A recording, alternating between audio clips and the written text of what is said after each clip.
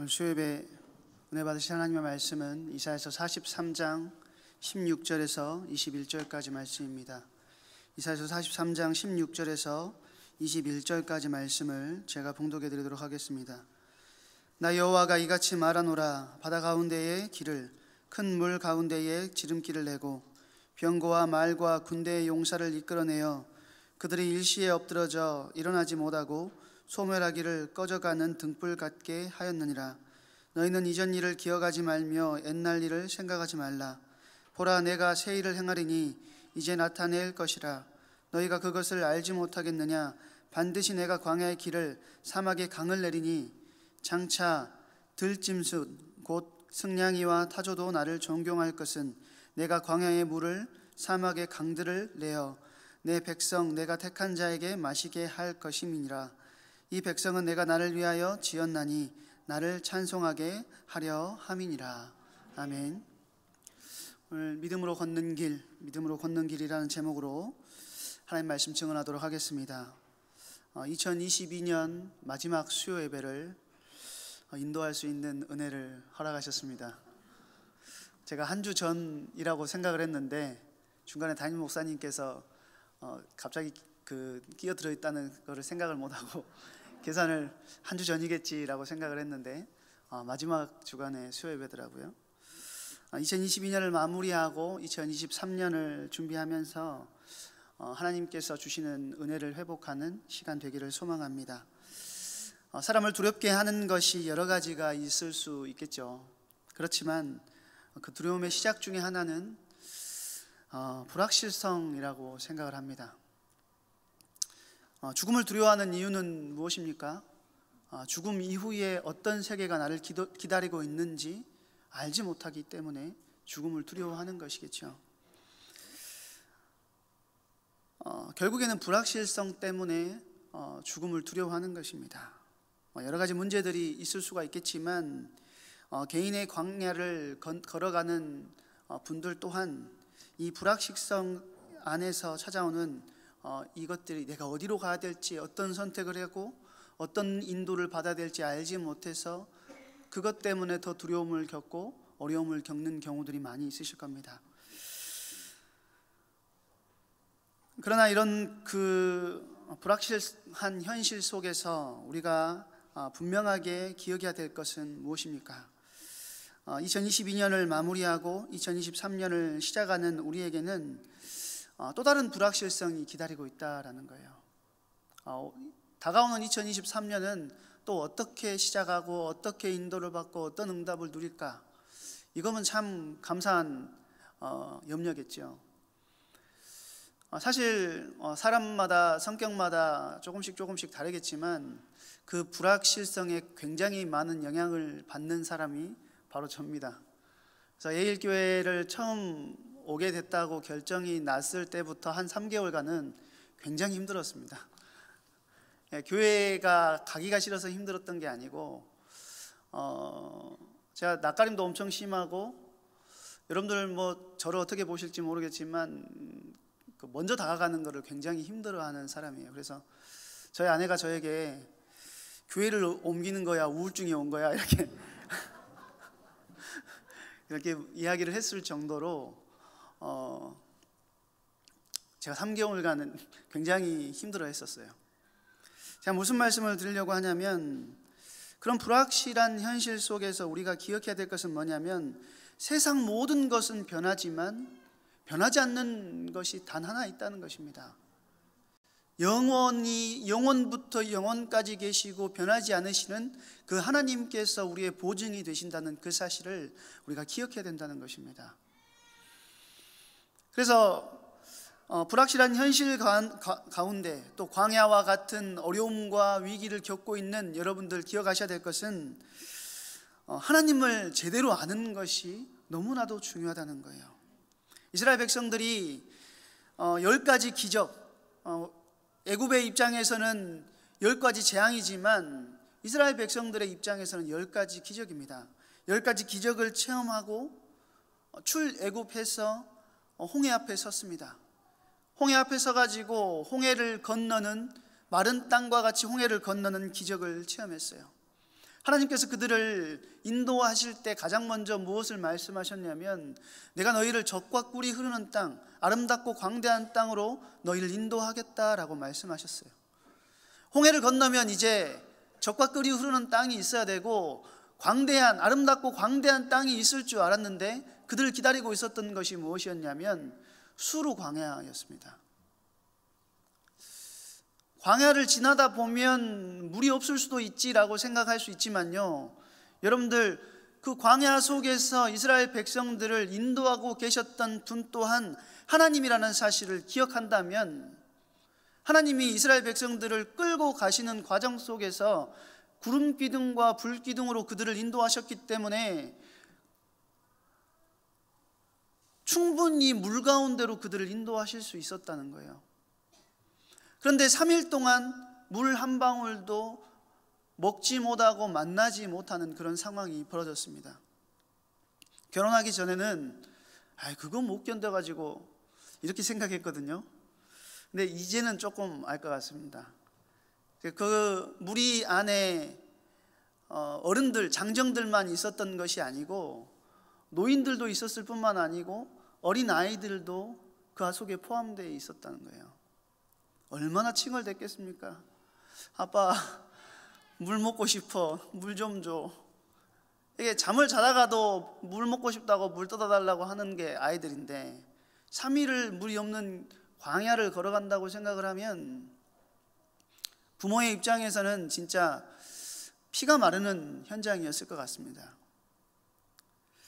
그런데 그들이 놓쳤던 부분은 무엇이냐면 하나님이 어떤 분이신지, 어떻게 그들을 인도하셨는지를 그들이 광야를 걸어가면서 잊어버렸다는 거예요. 그들이 고통하고 신음하고 있을 때 아름답고 광대한 땅, 젖과 꿀이 흐르는 땅을 약속하시면서 그들을 10가지 재앙으로 출애굽시키시고 그들을 홍해를 건너게 하신 분이 하나님이시라는 사실을 이미 체험했음에도 불구하고 그들이 광야의 어려움과 문제 속에서 그거를 잊어버렸다라는 것입니다. 오늘 본문에도 하나님께서는 백성인 우리가 하나님을 정확하게 알기를 원하십니다. 그래서 하나님께서 어떤 약속을 하시기 이전에 먼저 자기 자신을 드러내시고 내가 어떤 존재인지를 이스라엘 백성에게 알게 하시는 장면이 오늘 본문에 등장합니다. 오늘 15절 우리가 읽진 않았지만 15절에 보니까 이렇게 이야기합니다. 나는 여호와 너희의 거룩한 이요 이스라엘의 창조자요 너희의 왕이니라. 너희가 기억해야 될 것은 뭔 줄 알아?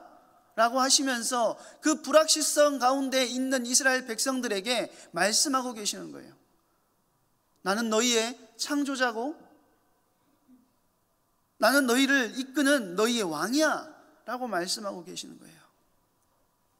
그러면서 이스라엘 백성들에게 구체적으로 내가 너희를 어떻게 인도했는지를 오늘 본문에 이야기하고 있어요. 16절 17절에 보니까요, 홍해 바닥 한가운데 길을 내시고 이스라엘은 구원의 길로 바로의 군대는 바다에 빠지게 하셨다는 거죠. 또 하나님은 그런 모든 말도 안 되는 것 같은 자연 법칙을 어겨가면서까지, 당신이 만드신 창조의 원리를 어겨가면서까지 이스라엘 백성들을 인도하신 분이 하나님이심을 하나님 자신께서 드러내고 계신다는 거죠. 누가 이런 일을 할 수가 있겠습니까? 그 어떤 신이 이런 일을 할 수 있겠습니까? 그래서 우리는 하나님을 전능하신 하나님이라고 고백하죠. 그런데 하나님을 제대로 안다는 것은 전능하신 하나님의 능력이 대단하다 이런 수준의 알미여서는 안 된다는 것입니다. 하나님의 전능성, 그 능력이 우리에게 어떤 의미를 가지는지를 우리가 생각해 봐야 되겠습니다. 여러분들 혹시 그런 경험이 한두 번씩은 있으실 걸로 생각이 됩니다.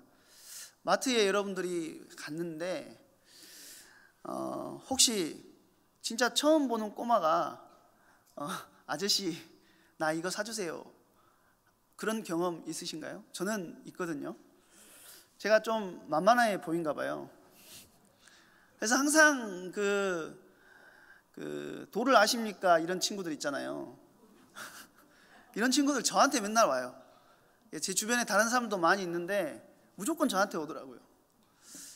도를 아십니까도 그렇고 신천지도 그렇고 굉장히 나한테 복음 전해달라라고 하는 마음으로 저에게 오는 건지 모르겠지만, 만만한지 어쩐지 저에게 항상 그렇게 오는데, 마트에서 과자를 몇 개 사려고 하는데 어린아이가 찾아와가지고, 진짜 조그매요, 라온이만한 애기가 이거 하나만, 사탕 하나만 사달라고 이야기를 하는 거예요. 얼마나 귀엽습니까? 충분히 사줄 수 있지요. 그런데 그런 경험이 있다라고 하면 대부분의 어른, 90% 이상의 어른들은 가장 먼저 질문하는 게 뭘까요? 너희 아빠 엄마 어디 계시니? 를 질문할 수밖에 없는 거예요. 제가 돈이 없는 것도 아니고 저에게는 그 과자 하나 사주는 것은 보통 아무 문제되는 일이 아니라는 겁니다. 그런데 가장 먼저 능력이 없어서가 아니라, 그 아이에게 과자를 못 사주는 것이 아니라 관계가 없어서 사줄 수 없는 거예요. 관계가 없어서. 능력과 관계의 상관성에 관한 이야기를 지금 말씀드리고 있는 겁니다. 세상은 우리에게 당신의 능력을 보여달라고 이야기를 합니다. 능력 중심의 사회, 실적 중심의 사회가 지금의 시대죠. 그런데 능력은 관계가 전제되었을 때 사용되는 법입니다. 그래서 회사에서 당신의 능력을 보여주세요 라고 하면 고용주와 고용인의 관계이기 때문에 내 능력을 당연히 보여줘야 되는 것이죠. 그렇지만 나와 아무런 관계가 없는 사람에게 당신의 능력을 보여달라, 혹은 내가 내 능력을 보여줄게 라고 하는 것은 자랑에 불과하거나 오지랖이라는 것입니다. 또 관계가 없는 사람에게 어떤 것을 요구하는 것 자체가 무례한 요구가 되는 것이겠죠. 제가 무슨 말씀을 드리고자 하냐면, 하나님은 전능하신 분입니다.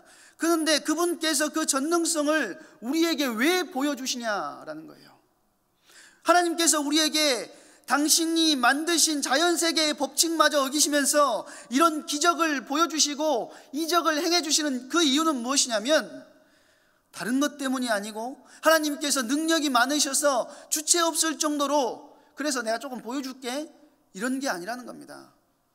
그럼 무엇 때문입니까? 하나님께서 우리를 포기할 수 없는 우리 아버지이시기 때문이라는 것입니다. 우리는 버림받을 수 없는 하나님의 형상이고 자녀들이라는 거예요. 이런 말을 많이 합니다. 여자는 약해도 어머니는 강하다, 그런 말을 많이 쓰죠. 상대적으로 여자가 남자보다 체력적으로 약할 수 있습니다. 그러나 내 아이를 살려야 하는 엄마가 되는 순간 초인적인 능력이 나타나게 된다는 것이겠죠. 그 말의 의미는 그런 것입니다. 이게 관계의 능력입니다. 엄마가 아이와 관계가 되었을 때 모든 것을 제쳐두고 그 일을 해결해낼 수 있는 원더우먼과 같은 일이 일어난다는 거예요. 그런데 마찬가지로 우리 하나님은 능력도 많으시지만 그 하나님이 능력만 많으신 것이 아니고 우리와 아버지로 관계가 맺어져 있다라는 것입니다.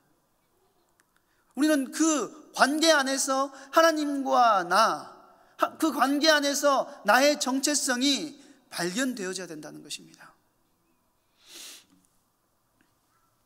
하나님을 향하여 우리가 감사할 것은 그분이 전능한 능력자라는 사실에도 우리가 감사할 수 있겠지만, 더 근본적으로는 그분이 나를 사랑하시는 하나님이시라는 거예요.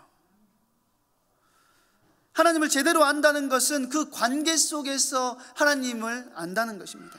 하나님이 나의 아버지 되신다는 사실이 감사함이 되는 것, 그 관계 속에서 알아가는 것, 그분이 아버지가 아니라면 나에게 능력을 베푸실 이유가 없으시기 때문에 그 관계를 누리고 회복하는 것이 우리의 불확실성 안에서 찾아오는 어려움과 위기와 두려움 속에서 우리가 그것들을 이겨낼 수 있는 가장 최우선의 힘이 되어진다는 것입니다. 두 번째는 그렇게 자신을 소개하시고 오늘 본문에 하나님께서 뭐라고 말씀하십니까?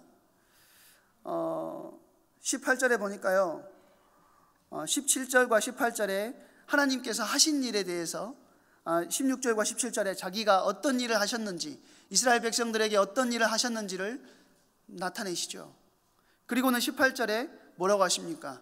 너희는 이전 일을 기억하지 말며 옛날 일을 생각하지 말라. 지금 하나님께서 이상한 주문을 하십니다. 이스라엘 백성에게 본인이 그것을 생각할 수 있도록, 그것을 상기시킬 수 있도록 본인이 말씀하셨어요.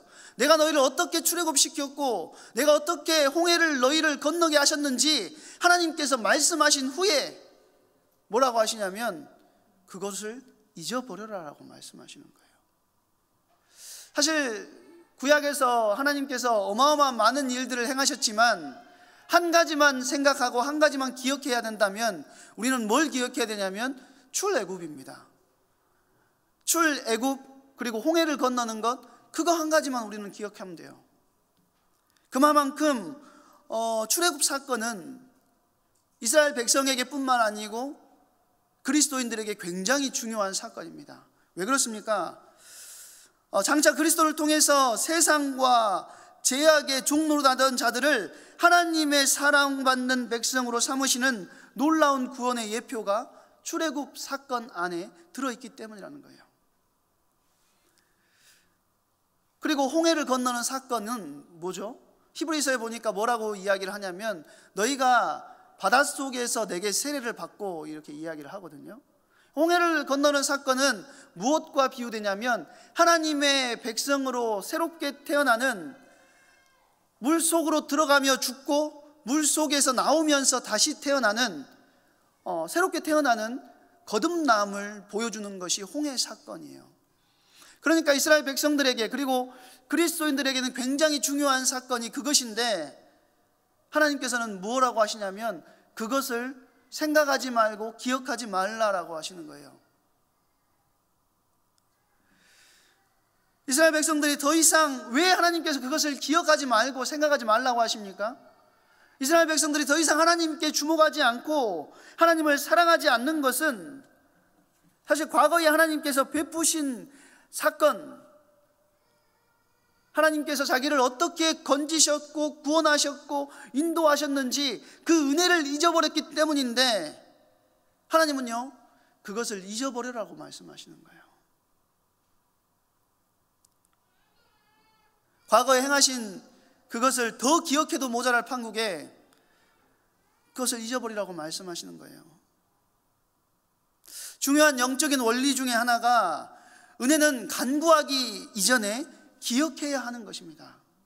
하나님께서 나에게 어떤 은혜를 주셨는지, 이번 주 강단 말씀처럼 하나님께서 구원을 계획하시고 그리스도께서 순종하심으로 그 구원의 계획을 이루시고 지금도 우리와 말씀으로 또 우리 안에 성령으로 내주하시면서 우리를 인도해 나가신다는 그 사실을, 그 은혜를 우리가 기억해야 하나님께 또 다른 은혜를 구할 수가 있는 것입니다.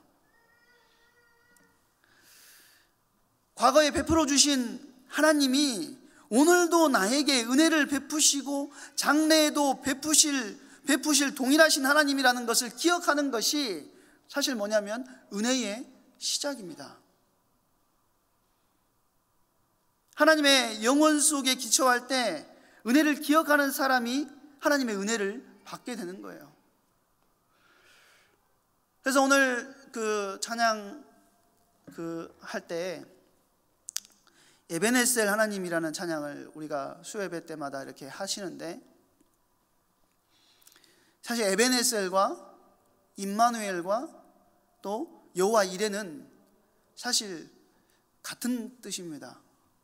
왜 같습니까? 여기까지 인도하셨다는 것은 과거적 의미에서 봤을 때 뜻이죠. 그게 에베네셀입니다. 여기까지 하나님께서 나를 인도해 오셨음을 기억하는 것, 그 하나님이 에베네셀 하나님이에요. 그럼 임마누엘은 무엇입니까? 지금 나와 함께 하시면서 나를 인도하시는 분이 임마누엘의 하나님이십니다. 그럼 여호와 이레는 무엇입니까? 미래적 측면에서 봤을 때 우리에게 무엇을 준비하신다고요? 나의 미래에 가장 선한 것을 예비하시고 나를 이끌어 가시는 하나님이 여호와 이레의 하나님이에요. 그러니까 과거적 또 과거, 현재, 미래적 측면에서 봤을 때 에베네셀과 임마누엘과 여호와 이레는 사실 같은 의미를 가진다는 것입니다. 우리를 인도하시고 우리에게 은혜 주시는 하나님이시라는 거죠. 그런데 이스라엘 백성들이 과거적 측면에서 하나님께서 우리를 인도도 했었지라는 수준으로 하나님을 기억하고 있었다라는 거예요. 지금도 이스라엘 백성들을 동일하게 이끄시고 인도해 나가시는 하나님이시구나, 그 과거의 은혜가 오늘로 가져와져서 오늘도 나를 이끄시고 인도해 나가시는 하나님이시라는 사실은 발견하지 못하고 과거적 측면의 하나님만을 기억하고 있는 것입니다. 그러니까 하나님께서 뭐라고 말씀하시냐면, 과거의 추억과 같은 그 은혜는 잊어버려라라는 거예요. 그 과거의 추억, 과거에 주신 은혜, 그게 아니고, 추억으로 은혜를 누리는 것이 아니고, 과거에 주신 은혜를 기억하고 현재적으로 감사하며 미래에 주실 은혜를 기대하는 것을 하나님께서는 이스라엘 백성들에게 원하시고 지금 이 자리에 와 있는 저와 여러분에게 원하신다라는 거예요. 좀 어렵습니까?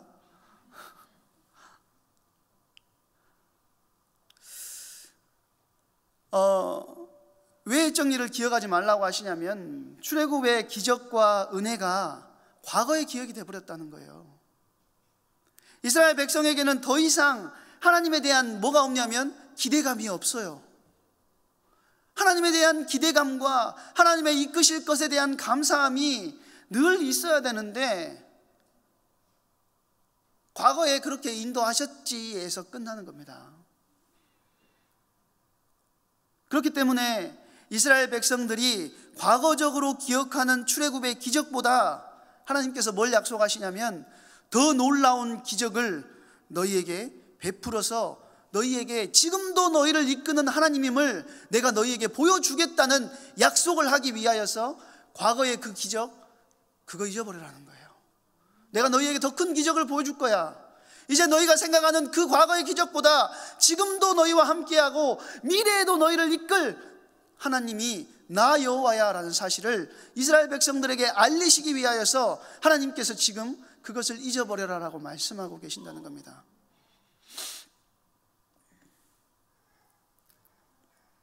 19절에 보면은 이렇게 이야기합니다. 보라, 내가 새 일을 행하리니 이제 나타낼 것이라. 너희가 그것을 알지 못하겠느냐? 반드시 내가 광야의 길을 사막의 강을 내리니. 하나님께서 새 일을 진행하시는데 두 가지를 말씀하십니다. 오늘 사실 내가 새 일을 행하리니, 이 부분이요, 번역마다 시제가 달라요. 시제라는 게 성경에서는 굉장히 중요하거든요.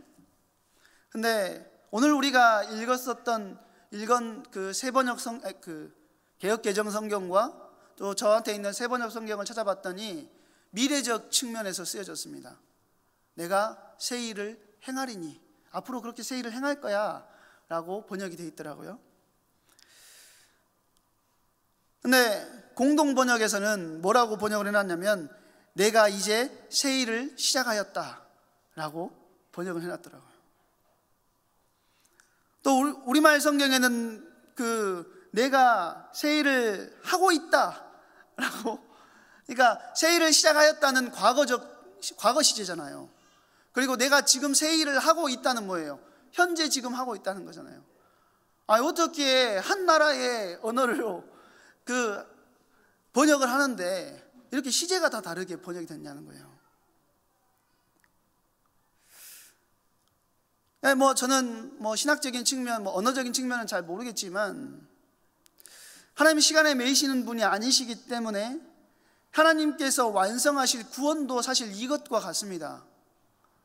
우리는 과거적 측면에 내가 예수님을 영접했다라고 하는 것은 과거적 측면의 구원이 이루어진 것입니다.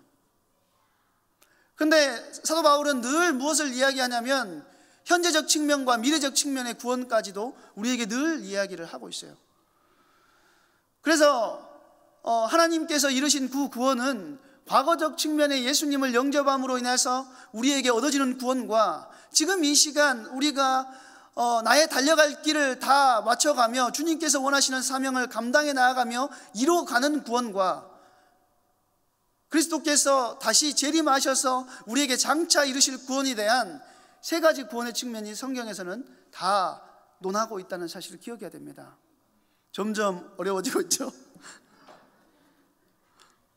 네, 하나님이 새 일을 행하신다고 하는데 하나님께는 사실 새 일이라는 것이 존재하지 않습니다. 하나님께 어떻게 새 일이라는 게 존재합니까? 하나님은 영원 전부터 영원까지 계시는 분이고요, 하나님은 변하지 않는 것이기 때문에 사실 하나님께는 낡은 것도 없고 새 것도 없어요. 그런데 하나님께서 새 일을 행하신다는 말은 무슨 말이냐? 하나님의 사랑은 낡아지지 않고 쇠하지 않고 폐함이 없는데 왜 이런 말씀을 하셨냐면, 그럼에도 불구하고 하나님께서 오늘 새로운 일을 행하실 것을 말씀하시는 이유는 하나님의 입장에서 봤을 때 변함없는 사랑을 하나님의 백성들에게, 저와 여러분에게 주시지만 하나님의 백성인 우리가 그 하나님의 사랑을 잃어버린다는 거예요. 자꾸 사랑을 잃어버리고 세상을 하나님보다 더 사랑하고 우상 숭배에 빠져 있기 때문에 그 하나님의 사랑을 우리가 새롭게 느낄 수 있도록 더 큰 사랑을 우리에게 허락하시겠다라는 것입니다. 2022년이 끝나갑니다. 혹시 과거에 백투더 퓨처라는 영화 다들 보셨지요? 백투더 퓨처의 30년 후의 미래가 이미 과거라는 사실 아십니까? 그 백투더 퓨처에 나온 영화의 배경에 막 날아다니고 막 하잖아요. 그때 배경이 언제냐면 2015년입니다. 지금 백투더 퓨처보다 우리는 더 미래에 살고 있어요. 매년 시간이 지날수록 새롭게 변화되는 것들이 많이 있죠. 근데 그 속에서 살아가는 사람들의 삶의 형태는 바뀌어질지언정 사실 그 삶을 살아가는 사람은 바뀌지 않는 것을 많이 봤습니다. 세상에서 가장 중요하고도 어려운 일이 뭐냐면 사람의 마음이 새롭게 되는 거 아닙니까? 영원하신 하나님께서 변함없으시고 새로운 것이 없으신 하나님께서 더 이상 하나님을 기대하지 않고 더 이상 하나님을 사모하지 않는 굳어진 마음 가운데 우리의 마음을 새롭게 해주시겠다라고 약속하고 계신 거예요. 굳어진 마음에서 새살이 돋아나도록 만들어 주시겠다라는 것입니다. 하나님의 임재 가운데 머물면 날마다 우리 마음을 새롭게 해주시는 그 은혜를 체험하게 될 줄로 믿습니다. 오늘 우리는 이사야서 43장을 읽었는데 이사야서의 별명이 구약의 복음서라는 별명이 있고요, 또 다른 별명은 작은 성경이라는 별명이 있습니다. 이사야서가 66장인데요 성경이 66권이죠. 그리고 39장까지는 심판을 말씀하십니다. 구약이 39권이죠. 또 그 39장 이후부터 40장부터는 회복을 선언하고 있는데, 근데 거기에는 신약의 말씀처럼 우리에게 회복을 나타내주고 있기 때문에 그런 별명이 붙어 있어요. 그런데 그 하나님의 구원 계획이 놀라운 이유가 무엇이냐면, 사실 우리가 오늘 좋은 부분만 읽었거든요. 좀 안 좋은 부분 한번 읽어볼까요? 22절에 보니까요, 제가 한번 읽어드릴게요. 그러나 야곱아 너는 나를 부르지 아니하였고 이스라엘아 너는 나를 괴롭게 여겼으며. 야곱아 너는 나를 부르지 않았다, 이스라엘아 너는 나를 괴롭게 했다라고 성경은 기록하고 있습니다. 나는 너를 사랑해서 너에게 새로운 일을 준비하고 있는데 너는 나에게 실증내고 짜증을 부리고 원망한다라는 거예요. 우리의 모습 아닙니까? 그런데도 하나님의 사랑의 하나님께서 실증을 내는 우리에게 뭐라고 거듭 말씀하시냐면 새 일을 행하시겠다고 우리 하나님 말씀하고 계시는 거예요. 사실 이번 주 강단 말씀에 하나님의 사랑을 우리에게 말씀을 하셨지만 그 하나님의 사랑은요, 정말 바보 같은 사랑인 것 같습니다. 하나님은 바보가 아니시지만 하나님께서 우리에게 주시는 그 사랑은 정말 바보같이 퍼주시는 사랑을 우리에게 주시는 것 같아요. 우리가 상상할 수도 없는 그 사랑을 우리에게 부어주시는데 정작 우리는 실증내고 세상을 바라보고 하나님이 더 이상 우리에게 새 일을 행하시지 않는다라고 이야기를 한다는 것입니다. 이 부분에 하나님의 고백이 더 충격적인 것은 뭐냐면요, 남유다마저도, 북이스라엘은 이미 상태가 메롱이 됐고요, 남유다마저도 우상 숭배로 망가져가지고 그들이 포로로 끌려가기 100년 전에 지금 이 이야기를 하고 계시는 겁니다.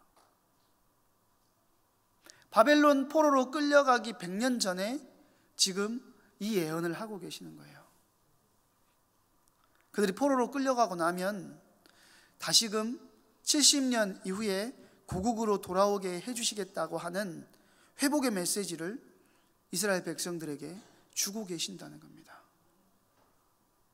광야의 길을 내고 사막의 강을 내고 있다고 하나님이 약속하신다는 거예요. 뭐가 충격적인지 아직도 감이 안 오십니까? 아직 100년 뒤에 있을 재앙은 오지도 않았어요. 그런데 그 재앙을 예비해 놓고 계시면서 하나님은 벌써부터 그 재앙에 초점을 맞추고 계시는 것이 아니고 회복에 초점을 맞추고 이스라엘 백성을 어떻게 회복하실지를 벌써부터 약속하고 계신다는 겁니다.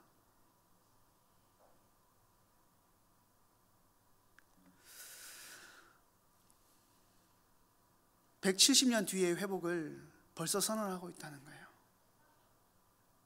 그들로 하여금 새로운 하나님을 하나님께 사랑을 고백할 수 있도록 하시겠다고,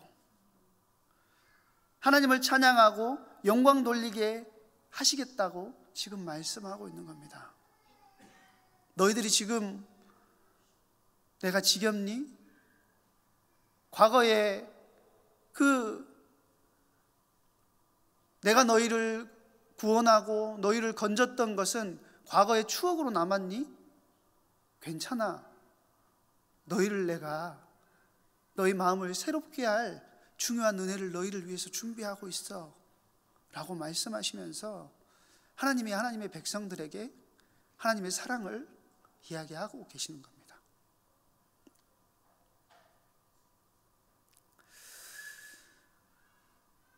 그래서 21절의 말씀이요, 사실 찬양 인도자 학교나 또 찬양 인도하시는 분들이 굉장히 좋아하는 성경 구절 아닙니까? 21절에 보면 이 백성은 내가 나를 위하여 지었나니 나를 찬송하게 하려 함이니라.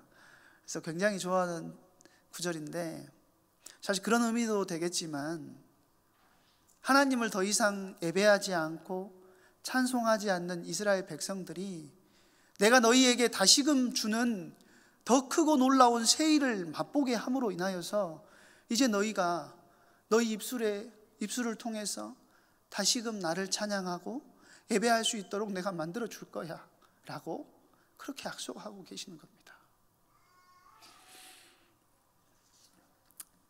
하나님 사랑이 얼마나 큰지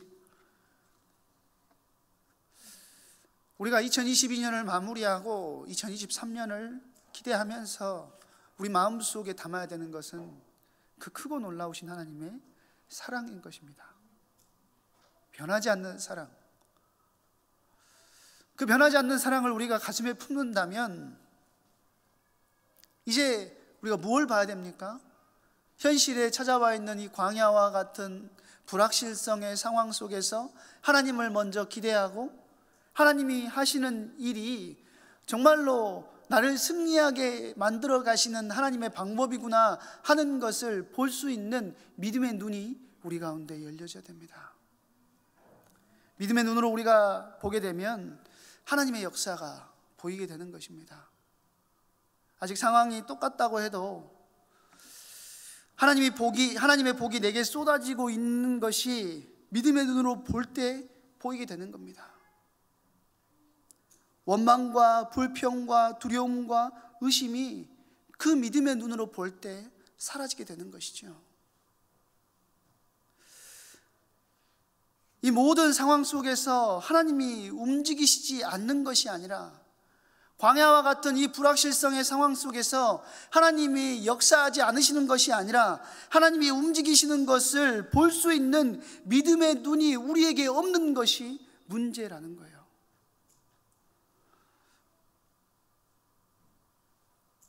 어떻게 하면 우리가 믿음의 눈을 가질 수 있겠습니까? 간절함과 사모함과 청종함의 은혜를 우리가 회복할 때, 과거에 주신 은혜가 과거에 머물러 있는 추억과 같은 은혜가 아니고 현실에도 동일하게 나를 인도하시며 나의 미래까지 책임지실 하나님의 은혜라는 사실을 우리가 분명하게 확인하는 것, 그것이 우리 안에 중요한 믿음이 회복되는 시작이 된다라는 것입니다.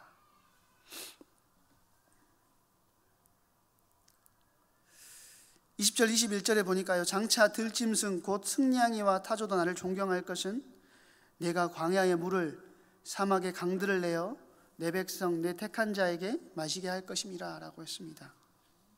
여기 보시면 내시는 길을 걸어가면, 광야를 걸어가도 곳곳에서 하나님께서 샘물을 내시겠다라고 약속하시는 거예요. 우리를 살리는 오아시스와 같이 준비해 놓으신 그 물을 하나님께서 보게 하시겠다라는 것입니다. 이제 다 끝났다고 생각될 쯤이면 신기하게도 은혜의 샘물이 나와서 우리를 살려주고 우리를 이끌어가고 우리를 인도해 주신다는 것이겠죠. 그래서 2023년의 시작은 우리가 믿음으로 시작해야 된다는 거예요. 2022년은 아까 박성삼 목사님께서 말씀하셨던 것처럼 우리가 감사로 마무리할 수 있는 중요한 은혜가 우리 가운데 있어야 되겠습니다. 하나님이 물을 내주시기 때문에 하나님의 백성은 물이 없어서 목말라 죽을 염려를 하지 않아도 돼요. 그뿐 아니라 하나님을 찬양하라고 지으신 백성이기 때문에 광야에서 죽을 이유가 우리에게는 없다는 것입니다. 오늘도 변함없이 우리에게 사랑을 주고 계시는 그 하나님을 기억해야 되겠습니다. 광야의 낙심이 찾아왔습니까? 하나님이 하시는 일을 보는 눈이 없기 때문입니다. 오늘도 말씀을 잡고 또 나에게 주셨던 은혜를 기억하며 과거의 추억이 아닌 지금도 나를 이끄시는 방법, 그 말씀을 붙잡는 중요한 은혜가 우리 모든 성도님들 가운데 있기를 축원드립니다. 제가 기도하고 마치겠습니다. 사랑과 은혜가 많으신 하나님, 감사를 드립니다.